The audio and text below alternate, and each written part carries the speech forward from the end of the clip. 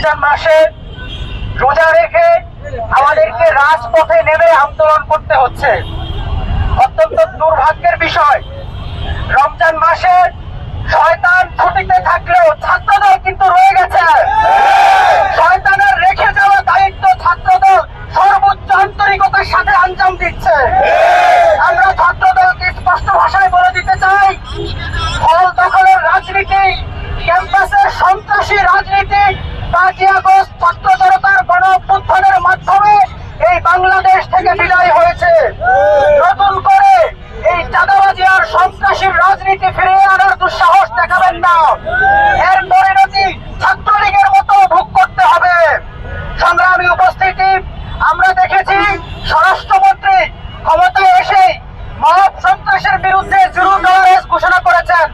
আমরা এটিকে সাধুবাদ জানাই, কিন্তু প্রশ্ন হলো, যেই রাষ্ট্রের আইন শৃঙ্খলা পরিস্থিতি ঠিক থাকে সেই রাষ্ট্রের মানুষকে রাস্তায় নামতে হয় না।